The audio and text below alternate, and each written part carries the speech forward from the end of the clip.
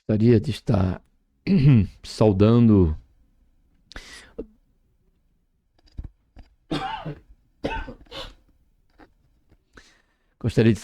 a todos meus amados e queridos irmãos, amigos e ouvintes da Palavra de Deus, com a gloriosa paz do Senhor Jesus. Estamos aqui, seja bem-vindo, né, aqui ao canal. Se você não é inscrito, faça isso, se inscreva. Procure meditar conosco na Palavra de Deus, reservando um tempo, colocando um fone de ouvido, né? Se você estiver em casa, puder estar vendo pelo YouTube direto, ali na televisão, ou no seu notebook, seu celular, seu tablet. Faça isso, por certo, o Senhor há de falar com você, o Senhor há de iluminar e dar entendimento ao conteúdo que em cada quadro aqui da Escola Dominical nós passamos a conhecer. E desta feita estamos aqui, né, dentro do quadro Estudando Juntos. Quadro Estudando Juntos, onde o tema central desse quarto trimestre último é o homem, corpo, alma e espírito, a restauração integral do ser humano para chegar à estatura completa de Cristo. E o tema oportuno agora é a lição 6. Estaremos aí a estar em sala de aula, né? Aí dentro dos ministérios que usam, né, para este momento as revistas de cunho da CPAD, cada publicadora da Assembleia de Deus. Tem igrejas que não são Assembleia de Deus, mas que usam essa revista, exemplo da Igreja Brasil para Cristo. Eu participei ali já da escola dominical e agora vou estar visitando ali os irmãos e quem sabe participando também da escola dominical ali, tá bom? E estaremos conhecendo esse conteúdo. Para tanto, vamos estar aqui orando, como é do nosso costume, tá bom? Para que somente pelo conteúdo o Senhor venha nos dar, falar conosco, falar com cada um de nós. Pai, em nome do Senhor Jesus, nos colocamos na tua santa, gloriosa presença. Pedimos, Senhor, perdão dos nossos pecados que temos cometido. Queremos te agradecer, Senhor, por esta tão grande salvação. Pelo nosso nome está escrito no livro da vida, Senhor, e pela esperança que não murcha, mas está guardada no céu para cada um de nós, que a qualquer momento, Senhor, Jesus vir nos buscar. Para que onde Ele estiver, nós também possamos, Senhor, estar juntos. Faz isso, Senhor, abençoa também, nos abençoa com respeito a essa expectativa, também nos abençoa nesse momento, a partir deste conteúdo que estaremos conhecendo, cujo objetivo principal, ó Pai, aqui de cada quadro é esse. Conhecemos o conteúdo, porém, a liberdade sempre vai existir, o Senhor está usando, né, minha boca, Senhor, meu coração, para estar ministrando algum comentário além do conteúdo.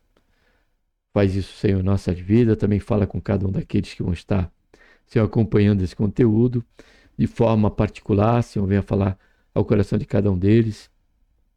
É o que nós pedimos, ó Pai, já te agradecemos por tudo. Em nome do Senhor Jesus. Amém. Para tanto, vamos estar aqui abrindo a lição, né? A consciência, o tribunal interior. Eu costumo dizer que a consciência, ela é o legislador que não temos como escapar dele, né? Texto áureo diz: é por isso e por isso procuro sempre ter uma consciência sem ofensa, tanto para com Deus como para com os homens. Observe, né, a força, o poder, né, que a consciência tem sobre as nossas vidas. Se nós, através dos nossos atos, estivermos ofendendo a Deus, que o primeiro a ser alcançado por essa ofensa é o Senhor Jesus. O primeiro a ser alcançado pelos nossos pecados é Deus. O próprio salmista, no Salmo 51, versículo 4, ele diz: contra ti, somente pequei. E contra quem Davi pecou? Davi pecou contra Urias, tomando a sua esposa e tendo relação sexual com ela, que era Betseba. Davi também pecou contra o seu próprio guerreiro, Urias, e o seu sogro, que fazia parte também do contexto de família ali, de conhecimento e amizade de Davi. Porém, pela consciência de Davi, o primeiro pelo qual o pecado que ele cometeu ali através daquele adultério foi Deus. E ele diz: contra ti, e olha só o que ele diz ainda: contra ti. Agora olha o que ele diz: somente pequei. Isso é importante para a consciência nossa, para que não relevamos tanto a ofensa que recebemos, que o primeiro a ser atingido por essa ofensa e se desagradar com isso é Deus. O que nós precisamos é nos descansar nele, que ele há de tratar de tudo quanto viemos a sofrer em perda, em dano, por atitudes que não, na verdade, não deveríamos estar sendo alvo, estar sendo vítima. Entenda isso. Primeiro é Deus. Então tem esse lado, e tem o lado que é o lado que precisamos ter, como o próprio apóstolo Paulo teve aqui. Ele diz: e por isso procuro sempre ter uma consciência sem ofensa, tanto para com Deus como para com os homens. Agora vamos entender, porque aqui está meio vago, né? Vamos entender o contexto, 24:16, né? Atos 24:16. Atos 24:16. Deixa eu ver se é esse. Ó, ele diz aqui, ó: mas confesso-te isto, que seguindo o caminho a que eles chamam seita, assim sirvo ao Deus de nossos pais. Olha só, ele está falando aqui com os israelitas. Sirvo do Deus dos nossos pais, crendo tudo quanto está escrito na lei e nos profetas. Somente os israelitas conheciam isso, esse particular, né? Tendo esperança em Deus, como estes mesmo também esperam, de que há de haver ressurreição, olha só, tanto do justo como dos injustos. Então, diante dessa clareza e entendimento de Paulo a respeito da palavra de Deus, da vontade de Deus, aí é que ele vem e diz o texto que nós lemos ali, no texto áureo. Por isso procuro ter. Por isso o quê? Por conta da esperança da ressurreição e por conta da consciência de que Deus vai julgar tanto justos como injustos. Aí ele diz: e por isso procuro ter uma consciência sem ofensa, tanto para com Deus, olha a ordem, primeiro Deus, como também para com os homens. Verdade prática: diante da crescente degradação do padrão moral do mundo, o cristão deve apegar-se cada vez mais à sã doutrina para ter sempre uma boa consciência. Ou seja, Paulo, a lição aqui, o autor quer nos chamar a atenção dentro dessa verdade prática, que nós não podemos esquecer que a nossa regra de fé, ela é a Escritura. Ela é a palavra de Deus e temos responsabilidade diante disso. Eu vou só abrir aqui um texto que se encontra... Deixa eu ver o que eu fiz aqui. Eu tirei, né? Então vamos colocar novamente. Vai abrir na Bíblia aqui. Então eu vou colocar aqui, primeiramente em Isaías, porém eu quero fazer alusão a um texto anterior a esse, depois desse, até no Novo Testamento, antes de lermos esse. O apóstolo Pedro, em sua primeira carta, capítulo 4, versículo 11, ele diz: aquele que falar, fale segundo a palavra de Deus, e o que ministrar, ministre segundo, né, o poder que Deus dá, para que em tudo Deus seja glorificado. Em Isaías, no Velho Testamento, capítulo 8, versículo 20, também tem essa responsabilidade para conosco, referente ao que a palavra de Deus nos diz. Ele diz no versículo 20: a lei e ao testemunho, se ele não falarem segundo esta palavra, palavra de Deus, nunca lhes rairá a alva. Então, logo, temos uma responsabilidade diante deste mundo que se encontra em estado de putrefação. O próprio Senhor Jesus disse: o mundo já no maligno. Deixa eu só conferir aqui se está aberto para vocês. Tá, vamos prosseguir. Leitura bíblica em classe, Romanos 2, 12 a 16. Porque todos que sem lei pecaram, sem lei também perecerão. E todos os que sob a lei pecaram, pela lei serão julgados. Observe o texto, versículo 12. Nós estamos tratando aqui da lição que fala da nossa consciência. Então aqui o texto bíblico que Paulo diz em Romanos, capítulo 2, diz que todos que sem lei pecaram, sem lei também perecerão. Ou seja, serão julgados, sofrerão dano do pecado, como também serão julgados por ele, ainda que não tenha conhecimento da palavra de Deus. Por quê? Eles serão dessa forma julgados? Por conta da consciência.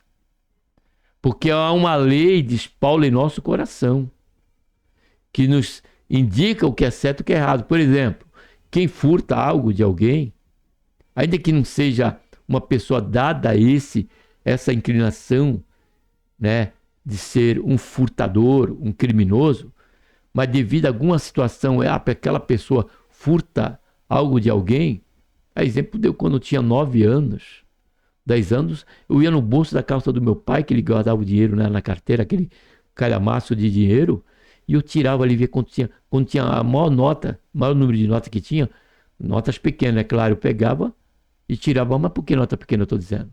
Porque eu me lembro muito bem por conta da consciência. Eu tirava aquele dinheiro porque sabia que ele não ia sentir a falta. Então isso era um furto, mas não que eu era um criminoso, eu era uma criança. Porém, nós temos a inclinação desde o nascedouro ao pecado. Então isso é o furto. Então, mesmo que nós fazemos isso, ainda que não temos essa inclinação ao crime, nós sabemos que estamos fazendo errado. Por que estamos fazendo? O que é furto?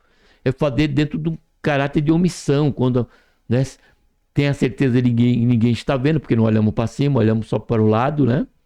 Esquecemos de Deus e ali cometemos aquele furto. Então, diante desse ato, nós seremos julgados, ainda que nós não conheçamos que a palavra diz: não furteis. Mas sabemos que a lei do nosso coração, ela diz que aquilo é errado. Então, sabemos um homem que leva uma mulher para um motel, aquele que pratica o adultério ou a fornicação, também tem essa consciência.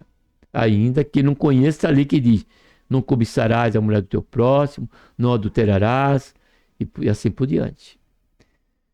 Porque os que ouvem a lei não são justos diante de Deus, mas os que praticam a lei hão de ser justificados. Então observe bem, porque os que ouvem a lei não são justos diante de Deus. Eu estou sendo repetitivo aqui para justamente acionar, dar um start a nossa consciência.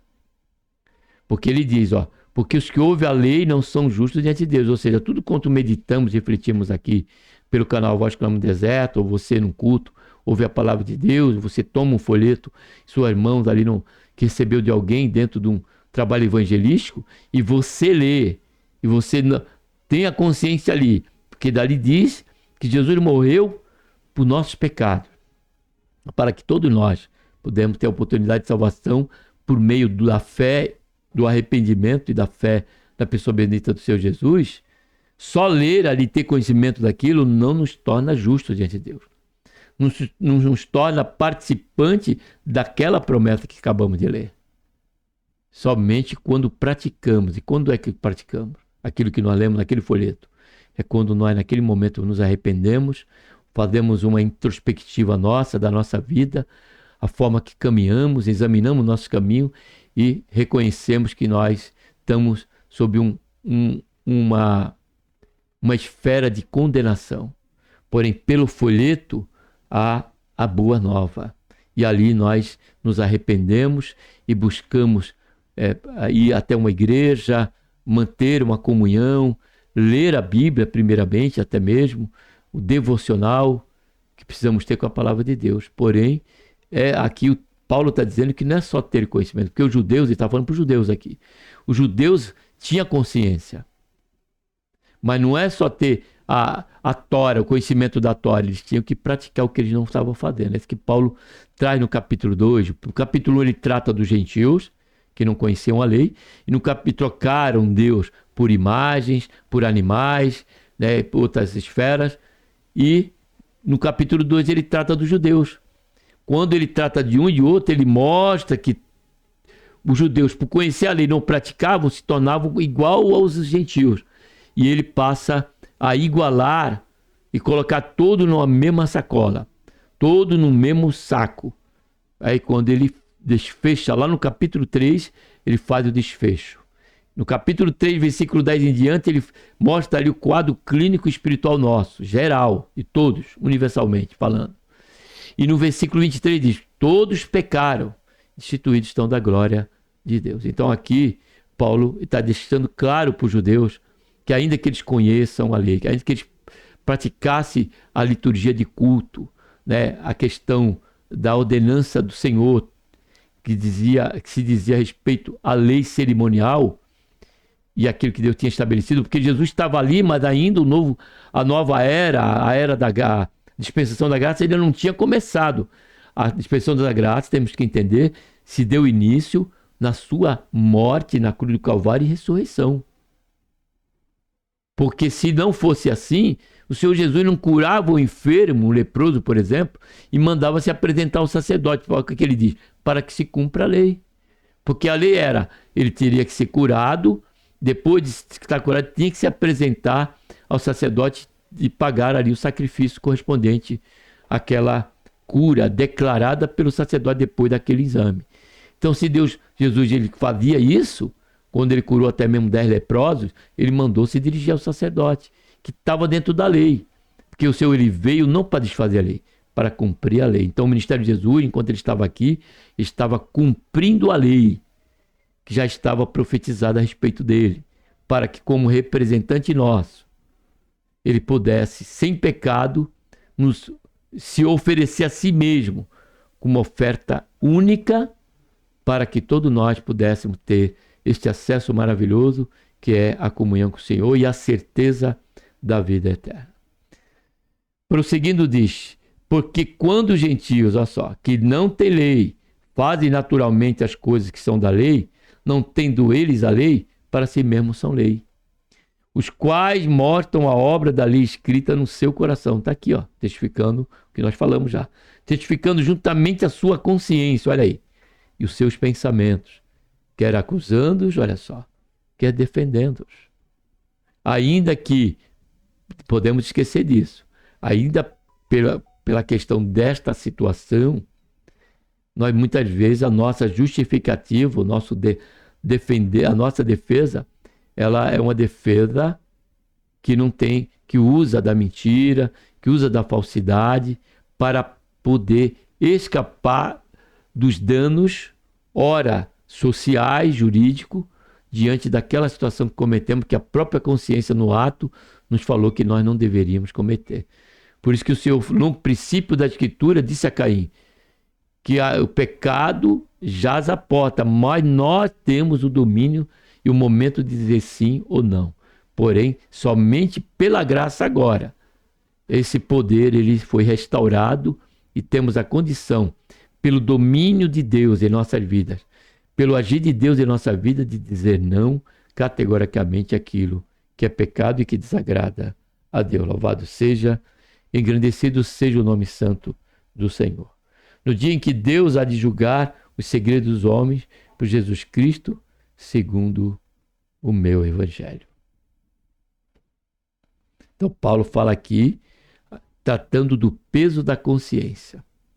Porque uns se estribavam de uma maneira, como ele vai tratar no capítulo, se eu não estiver equivocado, 11 dos gentios.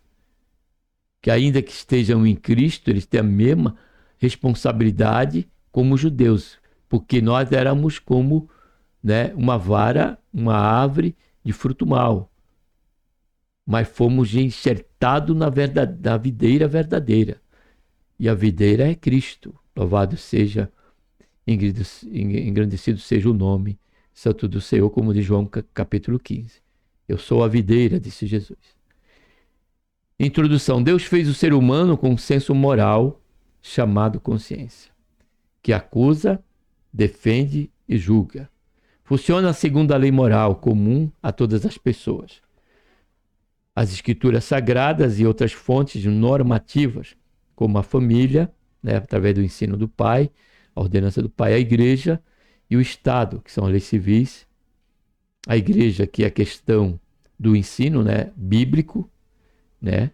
E a consciência escrutina. A consciência escrutina e emite juízo sobre todo comportamento humano. Primeiro ponto, antes e depois da queda. A primeira manifestação do grego sineidesis, saber com. A consciência é uma faculdade inata, ou seja, todo nasce com ela. E é como um sensor instalado na alma humana.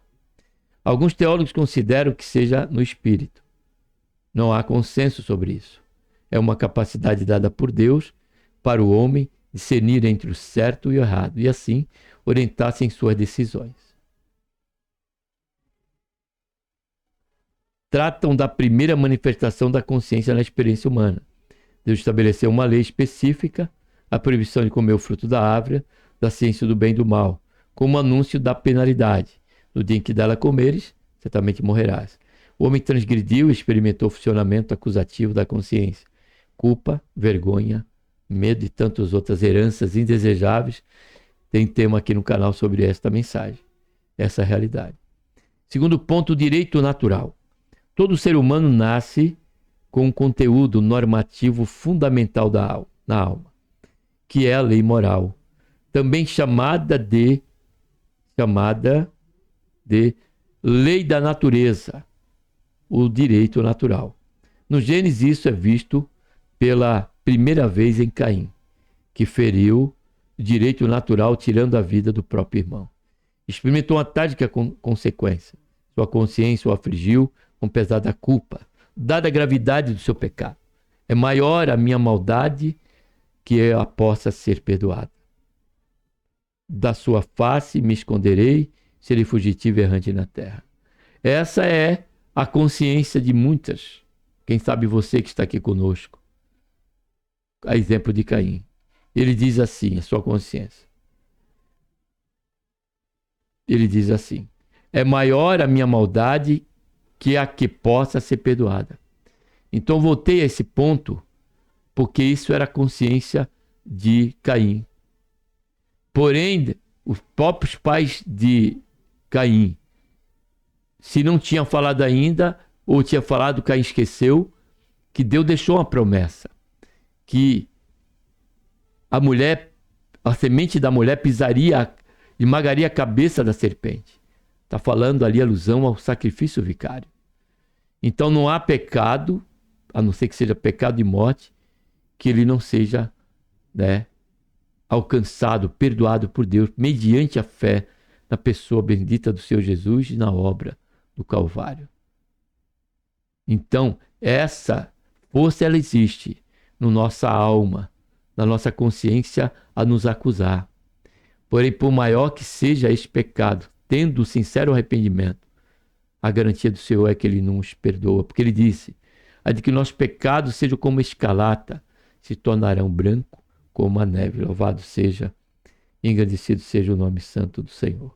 Quando a consciência acusa, não adianta tentar se esconder. Adão tentou se esconder, mas não adianta se esconder. Vamos ver aqui Salmo 139, 7 e 8.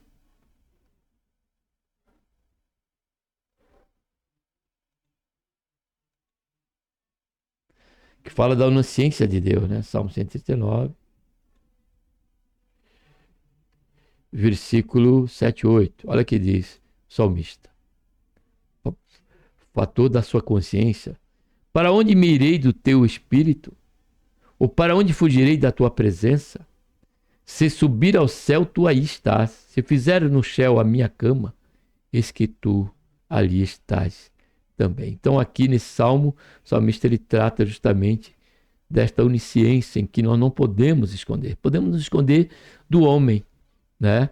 Podemos até fugir, como fez Moisés, a morte daquele egípcio, e quando ele soube que era do conhecimento, que ele, no episódio seguinte ele foi repreender um israelita, o israelita falou para ele, vai fazer como você fez com aquele homem do Egito. Então a consciência de Moisés acusou ele, e ele, perna para quem te quer, e fugiu para o deserto. E ali Deus fez com que, diante dos seus atos providenciais, ele encontrasse ali, né, aquela que seria sua esposa, né? E ali o seu sogro, e por aí nós conhecemos, né, os acontecimentos, e que tratou ali do trabalhar de Deus no coração de Moisés. Mas o que fica para nós é que a sua consciência, exemplo de Adão, também por parte de Adão ele se escondeu quando ouviu a voz de Deus. E por parte de Moisés ele fugiu. E assim é a atitude daqueles que acabam por pecar, né? O que é que acontece com o ladrão quando ele ouve a sirene da viatura ou sente que alguém está chegando em casa, quando está lá dentro buscando furtar aquela casa? Ele vai e foge. Mas por que ele faz isso? Por conta da consciência. Terceiro, escrita no coração. Em Romanos 2, 12 e 16, Paulo faz referência à lei mosaica, dada a Israel, e à lei moral, o direito natural, comum a todos os homens, inclusive aos gentios, os quais mostram a obra da lei escrita no seu coração. Em princípio, é com base nessa lei geral que a consciência atua, quer acusando-os, quer defendendo-os. O que ocorre em relação aos hebreus foi a positivação do direito natural, a escrita em pedras dos preceitos comuns a todos os homens, como a proibição de matar. Além disso, houve a ampla regulação da vida civil, direito de propriedade, direito de família, por exemplo, e o estabelecimento de leis cerimoniais. Antes da codificação do direito natural pela lei mosaica, outras sociedades antigas tinham seus regramentos. Os principais eram os códigos mesopotâmicos de Ur-Nammu, Lip-Star e Hammurabi. O mais conhecido deles, que é o Hammurabi, é o que há de bom nas imperfeitas leis humanas, é inspirado na lei moral escrita no coração de todos os povos. Foi do que fez Sara. Ela não podia mandar embora a sua escrava. Por quê? Porque naquele tempo eles estavam sendo regidos pela lei de Hammurabi, que não podia dispensar e mandar embora uma escrava. Já falava sobre isso, a não ser que ela mesmo tomasse a iniciativa de sair daquela casa. Então, o que fez Sara?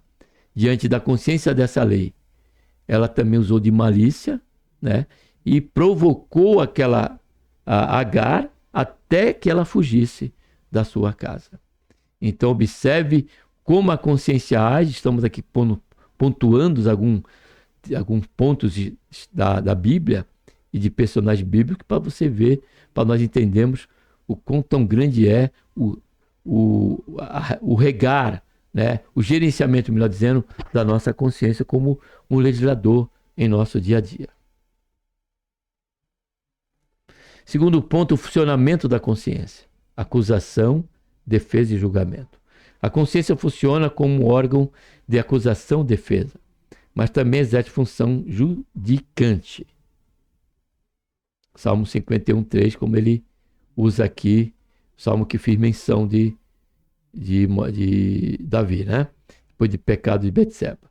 Gênesis 3,7 diz que tão logo Adão e Eva pecaram, foram abertos os olhos de ambos e conheceram que estavam nus. O verbo conhecer, yada, traduz o apontamento negativo feito pela consciência, reprovando a conduta do primeiro casal. Antes do pecado, conheceu somente o bem, viviam em plena alegria e paz. Ao pecar, a consciência ecoou na alma, como uma voz secreta e incômoda. Às vezes essa experiência é de dor no coração, como aconteceu com Davi após contar ao povo. Uma consciência pesada produz males ao espírito, à alma e ao corpo, e até mesmo questão de enfermidades psicossomáticas. Por mantermos este pecado, por mantermos e não confessarmos esse pecado. Vamos ver essa realidade quando nós vamos aqui para a palavra de Deus, no Salmo 32. Observe o que diz Davi diante dessa confissão ao Senhor. Ele diz primeiro, ó, bem-aventurado aquele cuja transgressão é perdoada e cujo pecado é coberto. Aí ele diz, bem-aventurado a quem o Senhor não atribui equidade e cujo espírito não é dolo. Ó. Enquanto guardei silêncio, tá vendo aí? Consumiram-se os meus ossos pelo bramido durante o dia todo, porque de dia e de noite a tua mão pesava sobre mim, o meu humor se tornou em sequidão e estio. Agora olha o que ele diz no 5. Confessei-te o meu pecado e a minha iniquidade não encobri. Disse eu, confessarei ao Senhor a minha transgressões e tu perdoaste a culpa do meu pecado. Aí ele diz, pelo que todo aquele que é piedoso ore a ti, há tempo de te poder achar. No transbordar de muitas águas, estas a eles não chegarão. Então Davi, ele confessou ao Senhor ali, que ele permaneceu em silêncio. O que é isso? A consciência dele dava, né, judicância à questão do ato que ele cometeu, porém ele manteve em segredo. Porém não teve paz. Porque a paz é o legislador da nossa consciência. Se alguma coisa nos incomoda, precisamos orar a Deus, se é que não temos a clareza do que seja. E o erro que, quem sabe, cometemos e não percebemos que cometemos. Então, a primeira alvo é a nossa consciência. Deus tentou dar o start a Davi, a sua consciência, quando, através de seus próprios empregados. Quando ele mandou buscar Betsebe, eles disseram a Davi, Davi, não é esta a mulher de teu servo Urias, que está em batalha? Ou seja, aquele foi o mover de Deus para que fosse dado um start à consciência de Davi. Porém, ela estava já dominada, o pecado já concebido em seu coração, e por isso que se deu sequência ao que aconteceu, como nós também conhecemos. Né? Se você não conhece, você pode estar lendo ali 2 Samuel, capítulo 12, capítulo 11 e 12.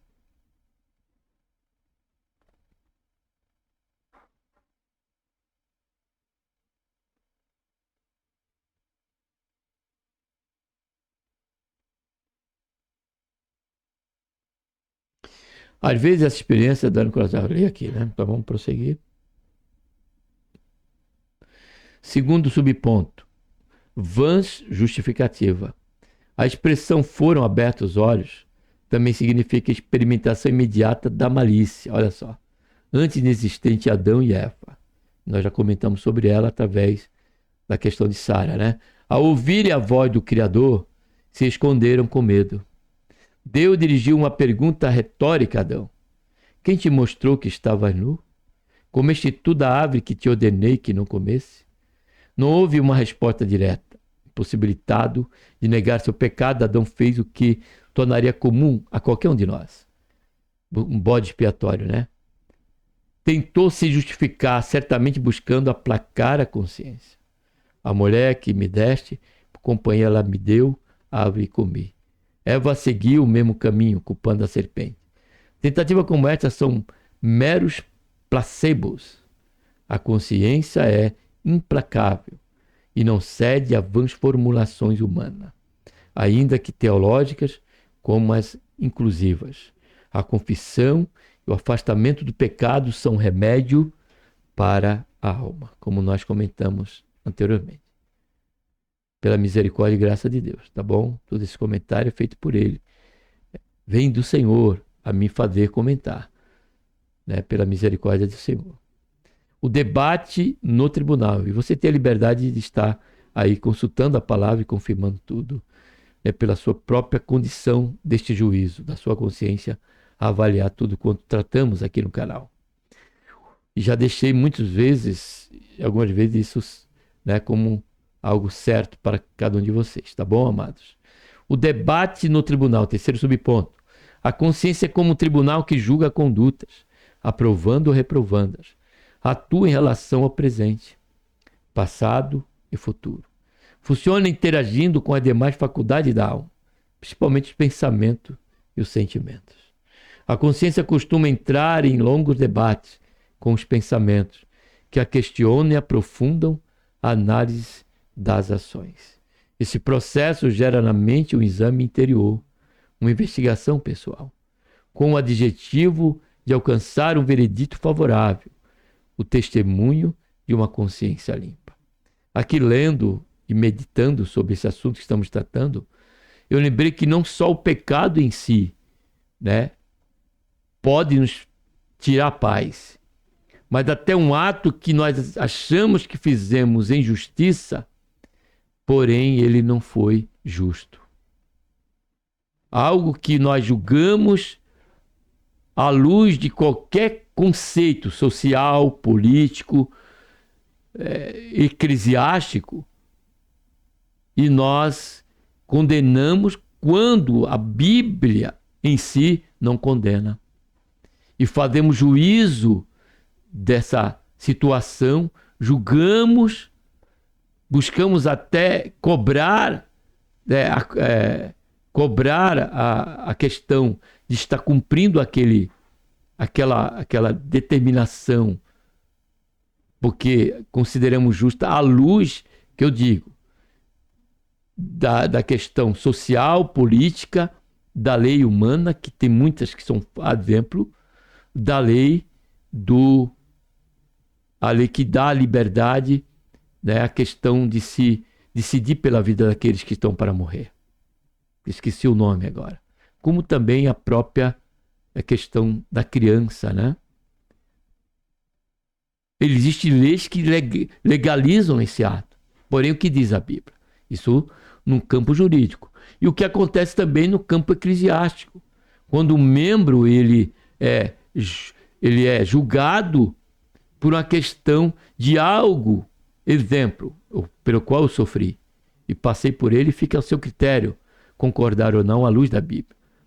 A questão do uso e costume que determinado corpo eclesiástico trata, que não se deve fazer uso daquele uso e costume, porém a Bíblia nada condena. Então, esse ato, ainda assim, ele não vai trazer paz, porque foi um ato de injustiça.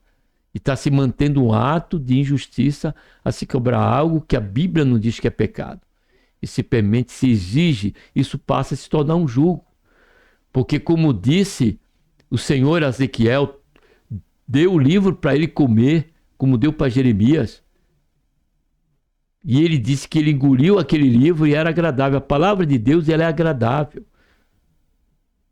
O próprio Paulo faz referência a isso quando ele diz que quando nós não nos conformamos com o mundo, mas passamos a ser transformados pela palavra de Deus, passamos a experimentar a boa, perfeita e agradável vontade de Deus. Então fica esse ponto aqui.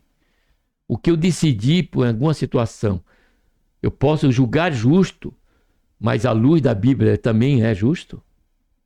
É justo eu tirar a vida de alguém que está dentro de mim, falando como mulher, que está para nascer, ainda que foi por parte de um ato de estupro? Isso é uma decisão que a lei brasileira até mesmo, ela dá. Porém, o que diz a palavra de Deus? Se nós somos de Deus, se nós realmente queremos renunciar a nós mesmos e cumprir e fazer a vontade de Deus. Então é isso que eu quero chamar aqui também dentro desse ensino sobre o funcionamento da consciência, que nós fazemos isso sim. Há atos que achamos que é justo, porém à luz da Bíblia ele foi um ato abusivo, um ato discriminatório e abusivo. Pensemos nisso. Em casos assim, mesmo que as acusações externas prevaleçam, como ocorria com Paulo em Cesareia, a paz interior, olha aí, o estudo confirmando, a paz interior em função da consciência está sem ofensa. Então há descanso para a alma. E que eu confessei que estava em paz com Deus diante da minha situação. E continuo em paz. mas que essa lição venha nos levar todos nós, indistintamente, a fazer um exame, a orar a Deus, para que Ele nos ajude, como fez o salmista, a trilharmos caminho reto, porque bem-aventurado é aquele que trilha caminho reto. Louvado seja, agradecido seja o nome santo do Senhor. Além disso, houve ampla regulação da vida civil, direito de propriedade, direito de família, por exemplo, estabelecimento de leis cerimoniais. Antes da codificação do direito natural pela lei mosaica, outras sociedades antigas tinham, já lemos isso aqui, né? Já lemos. Eu repeti aqui na colagem. Terceiro ponto, a consciência é falível. Primeiro ponto, subponto, defeitos da consciência.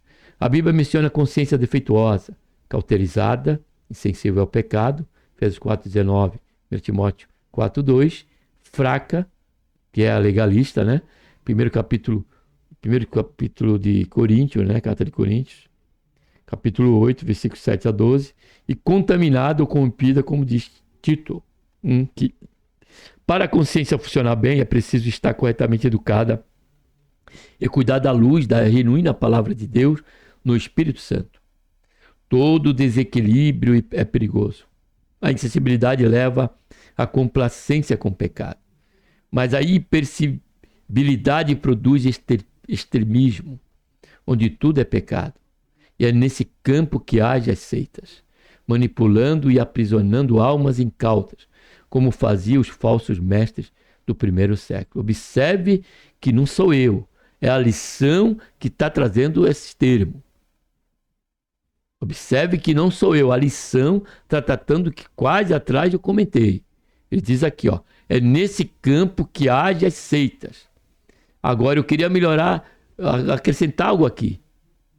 Ou como uma seita, não que seja uma seita, mas acaba dentro daquela específica situação agindo como uma seita.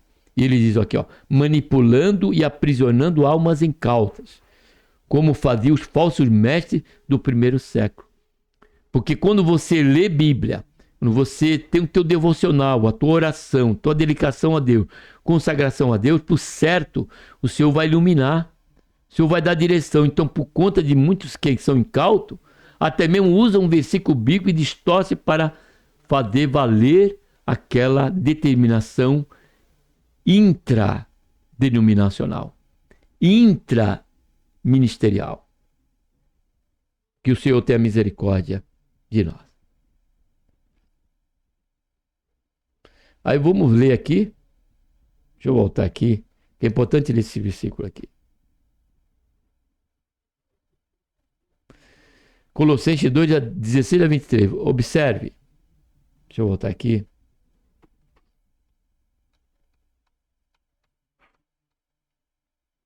Deixa eu voltar aqui, né? Que eu adiantei. Não, eu antecipei, né?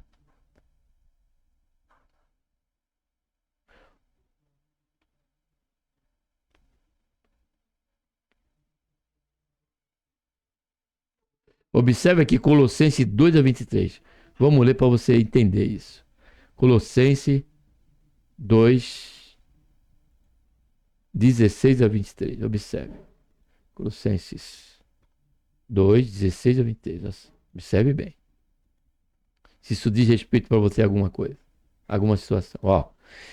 Ninguém, pois, vos julgue pelo comer, ou pelo beber, ou por causa de dia de festa, ou de lua nova ou de sábados, que são sombra das coisas vindouras, mas o corpo é de Cristo. Ninguém atue como hábito contra vós, afetando humildade ou culto aos anjos, firmando-se em coisas que tenham visto inchado vamente, né? Ou em vão, pelo seu entendimento carnal, e não retendo a cabeça, da qual o corpo, provido e organizado pela junta e a ligadura, vai crescendo com o aumento concedido por Deus. Se morreis com Cristo contra o rudimento do mundo, por que vos sujeitais ainda à ordenança, olha só, como se vivessem no mundo? Tais como não toques, não prove e não manuseie, as quais coisas todas hão de perecer pelo uso, segundo os preceitos e doutrina dos homens. como nós conhecemos. Todos conhecemos. Aqui não estou falando mal do ministério que participei, mas de algo que nós sabemos disso. Que de determinado tempo a televisão era do diabo. Agora já não é mais. E tantas outras usos, né, ordenanças que se extinguiram com o passar do tempo por uma consciência de compreender que a Bíblia não condenava. Por isso houve a liberação, né, daquele tipo de ordenança, né, dando a liberdade devida ao corpo cristão daquele ministério. As quais têm, na verdade, alguma aparência de sabedoria em culto voluntário, olha só. Humildade fingida e severidade para com o corpo, mas não tem valor algum no combate contra a satisfação da carne. Então, observe o que a palavra diz, já está adiantando que isso ia acontecer, né? Seremos vítimas até mesmo disso. Segundo subponto, Deus, o supremo juiz. Apesar de sua grande importância no exercício de juízo moral, o pronunciamento da consciência não tem valor absoluto ou definitivo. Como disse Paulo, porque em nada me sinto culpado, mas nem por isso me considero justificado, pois quem me julga é o Senhor. Devemos sempre nos submeter humildemente a Deus, ainda que possa a consciência não nos acusar, somente Ele, o Supremo Juiz, pode sondar nosso interior e expor o mais profundo desígnio de nosso coração, mesmo que não sejam ocultos. Às vezes, mesmo que nos sejam ocultos, melhor dizendo. Às vezes, nos consideramos corretos e precisamos ser confrontados para reconhecer nossos pecados. Davi permaneceu insensível e rigoroso até ser repreendido através do profeta Natã. Pedro precisou ouvir o canto do galo. Pecados do espírito, como soberba e orgulho, são os que mais se escondem.